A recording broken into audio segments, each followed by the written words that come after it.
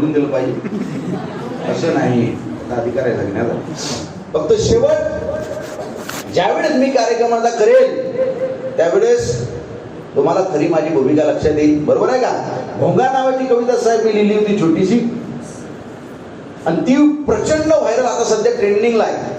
प्रत्येक बड्या नेत्यांच्या मोबाईलमध्ये ती कविता आहे, प्रत्येक पक्षप्रमुखाच्या मोबाईलमध्ये ती कविता आहे. तुम्ही सगळे जाणीव आणि अभ्यास असणारे लोक आहात म्हणून तुमच्यापुढे ती कविता घेणं गरजेचं आहे. मी जरी राजकीय माणूस नसलो तरी, आणि माझा राजकीय लोकांना विरोध नाही. बरोबर आहे का? मी कुठल्या पक्षाचा नाही, माझी भूमिका स्पष्ट आहे.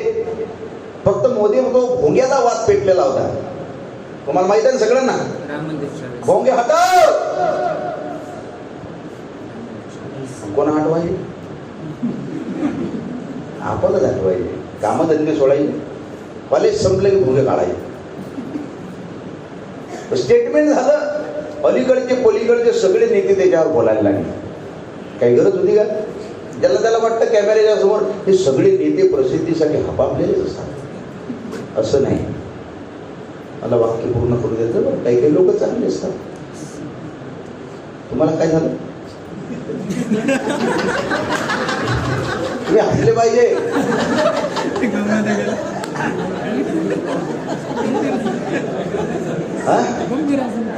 हो का? अरे क्या बात. एकदा जोरदार टाळा वाजवा दादासाठी. तुम्ही माझ्या खुर्चीवर बसा, बसा ना, बसा ना. घ्याव त्यांना, घ्या बरं खुर्चीवर. जोरदार टाळा वाजवायचा दादासाठी.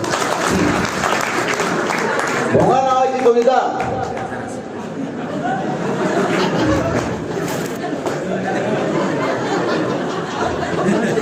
नाही, मला माहिती नव्हतं. बरोबर आहे का?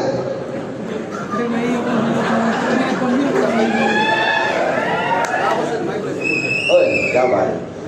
काय झालं? मी म्हटलं तुम्ही रिस्पॉन्स का देत नाही? त्यांनी सांगितलं की त्यांना ऐकायला कमी येतंय जरा. बरोबर आहे का? या जगामध्ये फोटो काढणं गरजेचं आहे. या या या, हो साहेब या.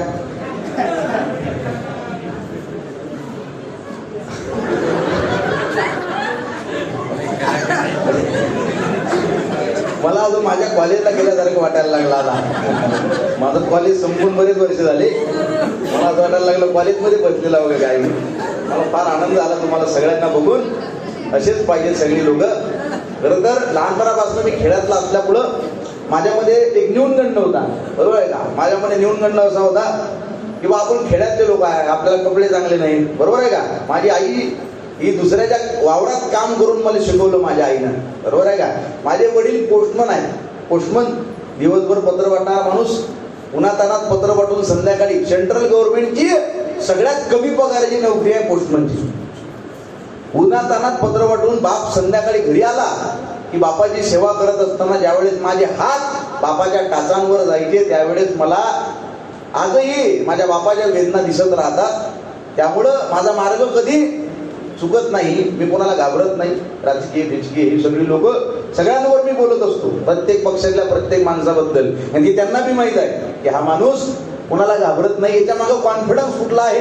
किंवा आजपर्यंत समजा मी आयुष्यात जे काही पुढे झालो, म्हणजे इंजिनिअरिंग, डॉक्टर हे केलं सगळं, किंवा मी जॉब केला असेल, हा सगळा पसारा करत असताना एक वेळ अशी होती की बा मी आमच्या घरी पुस्तकं नव्हते, वया नव्हत्या. मग दुसऱ्याच्या पुस्तकावर मी अभ्यास केला आणि 10वीत पहिला नंबर काढलेला आहे. हे असं सगळं संघर्ष सांगण्याचा फार विषय नाही. एक टाइम जेवण करून आम्ही इंजिनिअरिंग केलेली आहे. फार मोठा संघर्ष प्रत्येकाच्या मागे असतो.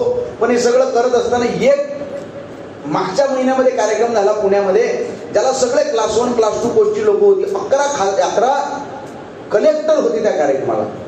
10 ते 11 कलेक्टर. आणि त्या सगळ्या लोकांनी कार्यक्रम झाल्यानंतर जवळजवळ 30% लोकांनी तरी माझ्या सह्या घेतल्या, ऑटोग्राफ घेतले.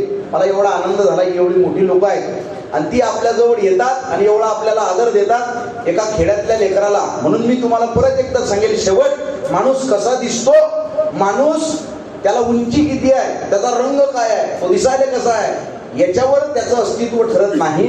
तो आतून कसा आहे. ते फुगेवाल्याची गोष्ट तुम्हाला माहित असेल ना. फुगेवाला फुगे विकत असतो. लहान पोरांची गोष्ट आहे पण तुम्हाला सांगणं लय गरजेची आहे, कारण मी या स्टेजला असून सुद्धा त्या गोष्टीला मोटिवेट होतो. तो फुगे विकत असतो, वेगवेगळ्या रंगांचे फुगे असतात. एक काळा कुट्ट दिसणारा पोरगा, विद्रूप दिसणारा त्याच्याजवळ येतो आणि त्या फुगेवाल्याला म्हणते, तुमच्याजवळ हा पांढऱ्या रंगाचा फुगा आहे म्हणे काका, तुम्ही आकाशात सोडला, फार वर गेला. तुमच्याकडे लाल रंगाचा फुगा होता, तुम्ही वर सोडला, फार वर गेला. तुमच्याकडे पिवळ्या रंगाचा फुगा होता, आकाशात सोडला, फार वर गेला. पण तुमच्याकडे जो काळ्या रंगाचा फुगा आहे तो तुम्ही आकाशात सोडला नाही. तो जर तुम्ही आकाशात सोडला तर तेवढ्याच वर जाईल का? त्या फुगेवाल्याच्या लक्षात आलं. त्यानं त्याला जवळ घेतलं, त्याच्या डोक्यावर हात फिरवला, त्याला म्हटला, बाळा, अरे हा फुगा आकाशात किती वर जाईल हे त्याच्या रंगावरून ठरत नाही रे, त्याच्या आतमध्ये मी काय भरलेलं आहे ना याच्यावरून ठरतं. त्यामुळे आपण काय दिसतो, कसे दिसतो, हे जेवढे बाल गोपाल मला ऐकताय, तुम्हाला किती यातनं काय लक्षात येईल हे मला माहित नाही, पण लक्षात ठेवा, मी तुमच्यातला एक आहे. आपण जर ठरवलं तर ती प्रत्येक गोष्ट आपण करू शकतो.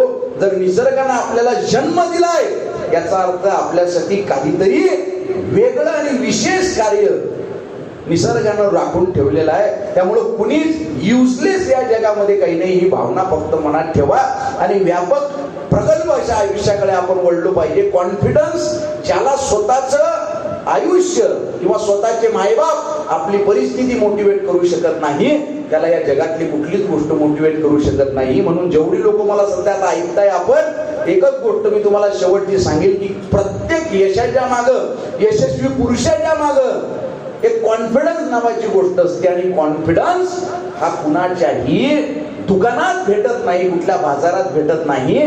कॉन्फिडन्स हा आपल्या जगण्यात यावा लागतो. बरेचसे मोटिवेशनल स्पीकर ऐकले असतील तुम्ही, you can do it, you can do it, तुम्ही करू शकता, you should have confidence.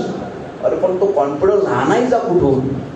Confidence असला पाहिजे, पण तो आणायचा कुठून? टेक्निकली तुम्हाला सांगू का कॉन्फिडन्स कुठून येतो? रस्त्यानं चालताना तुम्हाला काटे पडलेले दिसले, तुम्ही ते उचलले, रस्त्याच्या बाजूने ठेवले, तुम्हाला कोणी बघितलं का? आजूबाजूला कोणीच बघितलं नाही, कोणी पुरस्कार द्यायला नाही, तुम्ही काहीतरी काम केलं हे म्हणायला कोणी नाही. तुम्हाला वाटेल आपलं प्रयत्न फेल गेले, पण तुमचे प्रयत्न फेल आपले गेलेले नसतात. काटे आपण उचलले हे दुसऱ्या कुणी बघितलेलं असेल नसेल, पण आपल्या स्वतःच्या मनानं बघितलेलं असतं. आपल्या स्वतःच्या मनानं आपल्याला एक पुरस्कार दिलेला असतो. आपल्या स्वतःच्या मनात आपण एक पायरी वर गेलेलो असतो. असो स्वतःच्या मनात आपल्या आयुष्यात जगत जगत एक एक पाऊल वर जाणं, जिनात चढणं, याला म्हणतात टेक्निकली कॉन्फिडन्स निर्माण होणं. आणि हा कॉन्फिडन्स जी मोठी लोक झाली, बिल गेटला विचारलं, जगातला श्रीमंत माणूस Bill Gate, what is the secret of your success, तुमच्या यशाचं गूढ रहस्य काय आहे? बिल गेट विचार करून एक वाक्य सांगितलं त्यांनी, the confidence which I have that is the secret of my success. माझ्याकडली सगळी प्रॉपर्टी तुम्ही काढून घ्या, कदाचित तुम्हाला तो ओव्हर कॉन्फिडन्स वाटू शकेल म्हणे, पण माझ्यासाठी तो कॉन्फिडन्स आहे. माझ्याकडली सगळी प्रॉपर्टी तुम्ही काढून घ्या, मला एक 10 बाय 10 ची खोली द्या, एक माझा कम्प्युटर द्या, मरायच्या आधी परत मी एवढी प्रॉपर्टी निर्माण करू शकतो, एवढा आत्मविश्वास मला आधी आहे. तो आत्मविश्वास माझ्या यशाचं गूढ रहस्य आहे. त्यामुळे प्रत्येक माणसाच्या जगण्यातनं आपला कॉन्फिडन्स असतो. म्हणून चारित्र्य संपन्न असं आयुष्य आपण जगलो पाहिजे. कुठंतरी निस्वार्थ भावना ही आपल्यामध्ये असली पाहिजे. तुम्ही कधीच भविष्यात अयशस्वी होणार नाही. आणि हे सगळं करत असताना सर्वात केंद्रस्थानी माणूस असला पाहिजे. आपण सगळे सोशल मध्ये समाजात वावरणार आहे, त्यामुळं आपल्या पुढे कुठल्याही धर्माचं जातीचं बंधन असलं नाही पाहिजे. माझ्या कवितेमध्ये येणाऱ्या हाच आशय तुम्हाला दिसेल की माणूस केंद्रस्थानी ठेवला कुणी. आजपर्यंत जेवढी लोक झाली, भगतसिंग, राजगुरू, सुखदेव, महात्मा गांधी, बाबासाहेब आंबेडकर, शिवाजी महाराज, कबीर, गौतम बुद्ध, स्वामी विवेकानंद, या सगळ्या लोकांचा केंद्रबिंदू बघितला तर तो काय होता? माणूस आणि मानवतेचं उत्थान करणे हाच हेतू त्यांचा होता. कदाचित हाच हेतू आजपर्यंत तुम्हाला सगळ्यांना येळणे सरांमध्ये दिसला असेल, म्हणून तुम्ही त्यांच्या आदरासाठी एवढा मोठा सुंदर कार्यक्रम घेतला. आणि आजही तुमच्या डोक्यामध्ये जे आहे, कारण त्यांच्या केंद्रस्थानी कुठला जात धर्म असणार नाही, कुठला स्वार्थ असणार नाही, ही भावना आपल्याला समाजात न्यायची आहे. कारण हा बाकीचा जो धर्माचा कचरा आहे, हा या राजकीय लोकांनी आपल्या डोक्यात पेरलेला आहे. कुणी राजकीय, हे राजकीय लोक लय खतरनाक असतात बरं. हो, म्हणजे मी म्हणून राजकीय लोकांवर का बोलत असतो की राजकीय लोक सगळ्यात जास्त खतरनाक असतात. हे भावाभावामध्ये भांडणं लावतात, बरोबर आहे का? राजकीय म्हणजे कोणा एका पक्षाचा, सगळेच्या सगळे राजकीय लोक दलिंदरच असतात असं नाही. मला वाक्य पूर्ण करू द्या. काही काही लोक, पण हे जे चाललेलं असतं महाराष्ट्राचं राजकारण माहिती आहे का तुम्हाला सगळ्यांना? एकाच खेटरेकाच्या पायात कोण कोण्या पक्षात जाईल आणि कोणता नेता कोण्या पक्षाला बिनशर्त पाठिंबा देईल सांगता येत. एका बाईनं तर हळदी कुंकवाच्या कार्यक्रमात उखाणा लिहिला. एका मुलींनो, तुम्ही आहे का नाही आमच्या कार्यक्रमात? हा, मी जेवढा सामाजिक बोलतो, बरोबर आहे ना, मला प्रचंड अभिमान असतो प्रत्येक यशस्वी मुलीचा. का? कारण तुमच्या आयुष्यात फार संकट असतात, फार कष्टातून तुम्ही पुढे घेत जात असता, बरोबर आहे का? त्यामुळं तुम्हाला वेगळं काही सांगण्याची गरज नाही. आणि खरी गोष्ट आहे बरं, जेवढ्या अडचणी पुरुषांच्या आयुष्यात, तुम्ही मॅच्युअर्ड आहात म्हणून सांगतो तुम्हाला एक गोष्ट, महिलांचं मुलींचं शरीर प्रत्येक महिन्याला नवनिर्मितीची तयारी करत असतं. इतक्या संकटांमधनं पुढे जाऊन आयुष्यात करिअर घडवण्याची जबाबदारी स्त्रीवर असते. सामान्य माणूस किती वेदना सहन करू शकतो?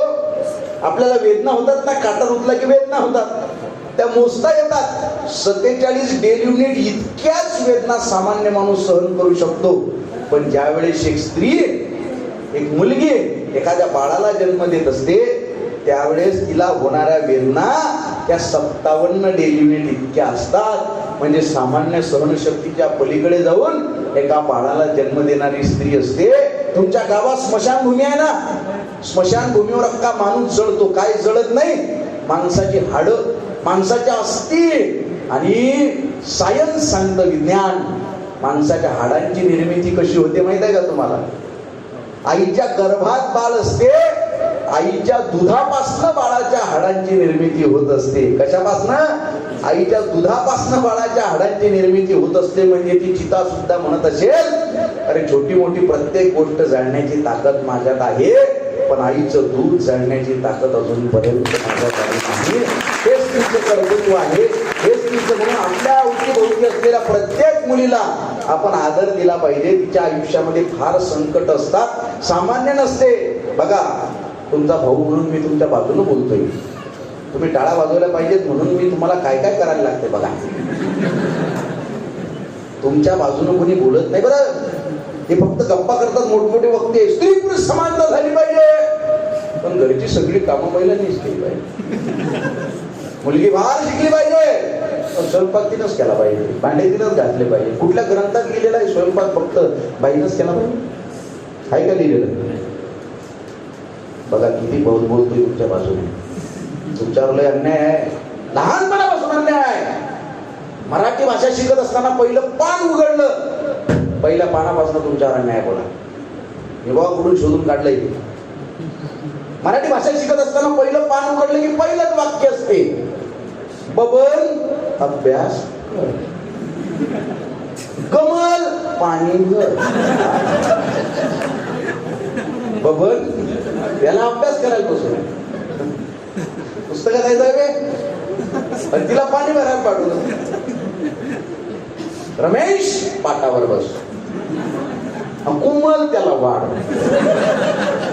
कायदा मांडा जेवायला बसलेला आहे का बघ, आहे का नाही? हा मुलींनो हसू नका. कुठून काढलंय बघा मी शोधून. तुमच्या पाठीमागं दुसरं कोण नाही आहे, मीच फक्त तुमचा भाऊ बोलतो. लय अन्याय आहे. फार पूर्वीपासनं घरातल्या वस्तूंपासनं स्त्री पुरुष समानतेबद्दल फार मोठी शंका आहे बघा. घरातल्या वस्तू आहेत ना तुमच्या, तो म्हणजे पुल्लिंगी, ती म्हणजे स्त्रीलिंगी. तो आंबा कारण तो गोड आहे, ती कैरी कारण ती आंबट आहे.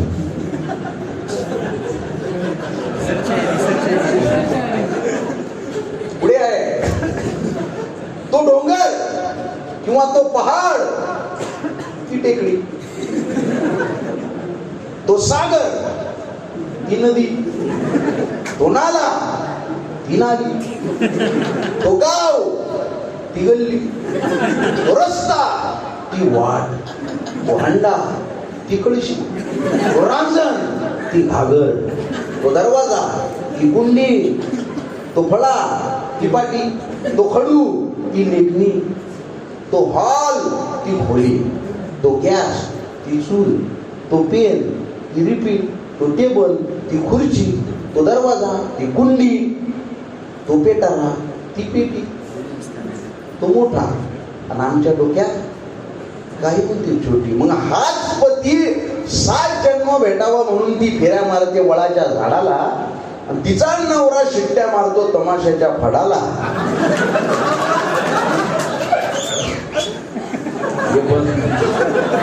हे बदललं पाहिजे. आता माझ्या बहिणी म्हणत असतील असाच वक्ता पाहिजे होता आपल्याकडे.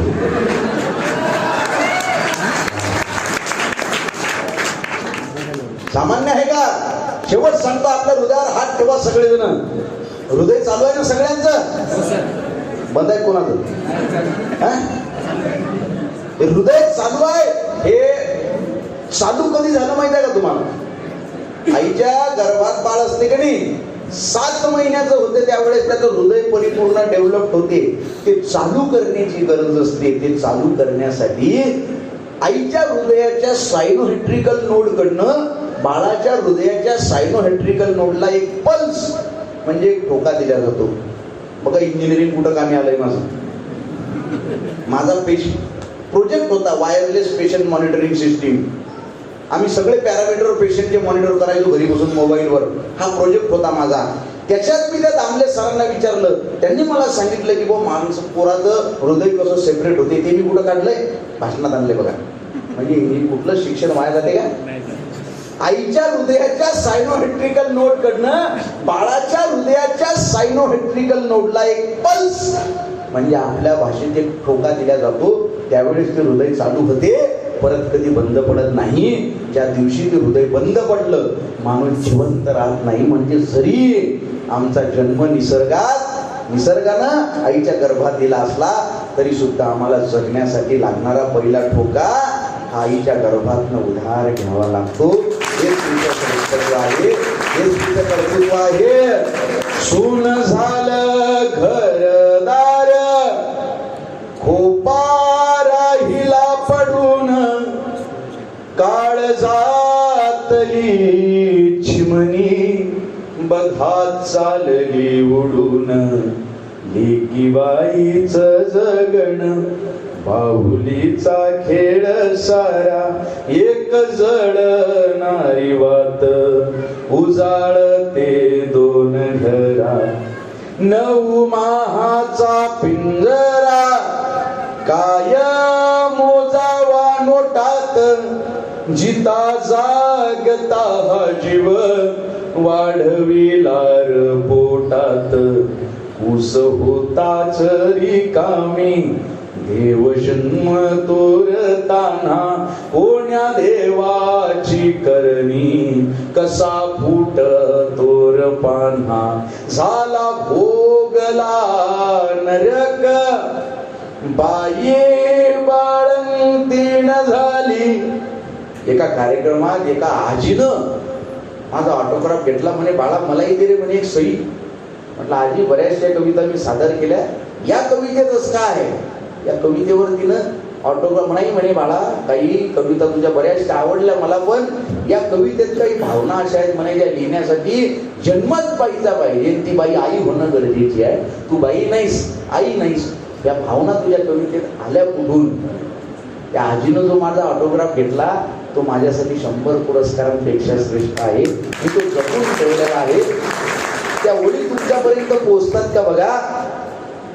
झाला भोगला नरक बाई बाळंतीण झाली, बाळ पाजल छातीले तिच्या स्वर्ग पायाखाली.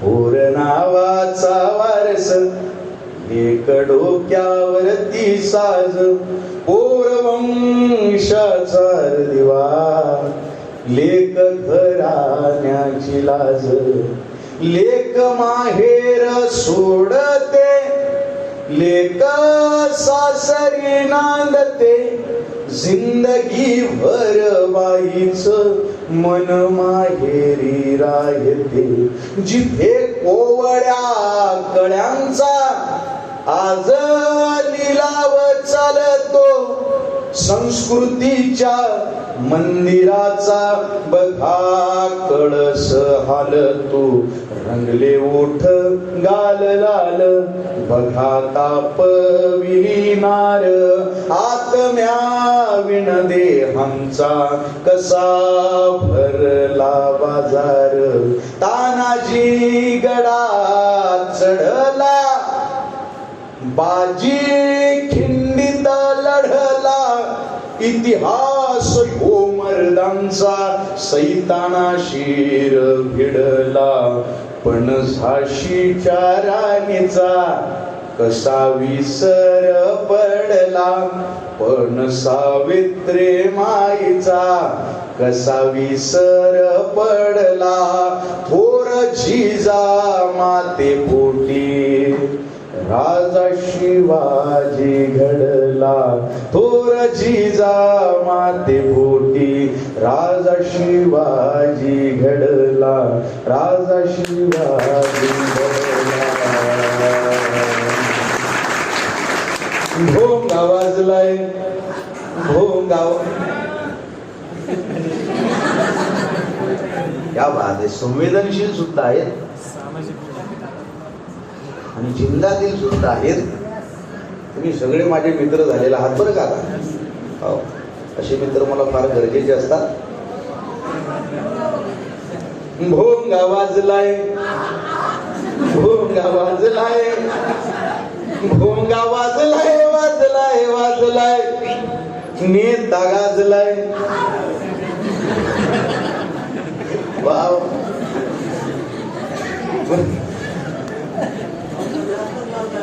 भोंगा म्हणजे जास्तच वाजला आता ट्रेन मध्ये भरून न्यायला लागतात सगळे कार्यकर्ते कोण कोण आहेत हातवर करा बरं एखाद्या पक्षाचे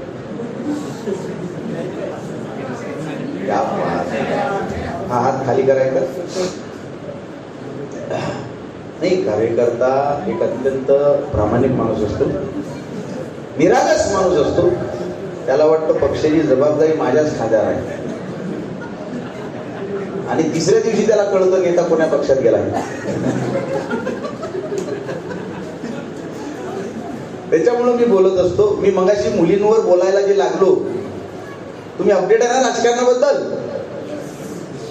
आहे का नाही हो का नाही तुम्ही बोलत जा हा हो येतोय का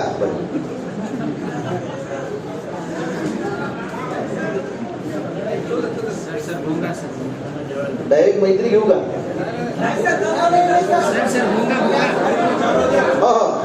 एक मिनिट थांबा मी बोलतो थांबा माईक माझ्याकडे आहे हे लहान लहान लेकर आहेत की नाही हे जेवायचं राहिलेले आहे आपण त्यांना टाळ्यांनी एकदा निरोप देऊया यार बाळा जेवण घेऊन या लवकर फटाफट वा वा वा वा आणि मला फक्त सांगा एकदा अरे बाबू इकडे बाय हा इकडे रे हा माईक चालू आहे का यावर द्या चालू आहे का बाबरा करा बघ काही नाही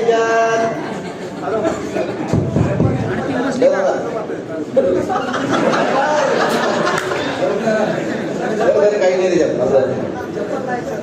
हॅलो म्हण हॅलो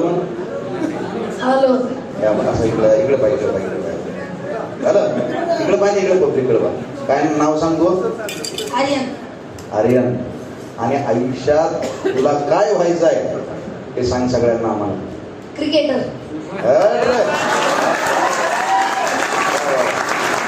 यार एक जण पटपट हा जा तू बाहेर या लवकर पटपट एक जण इकडे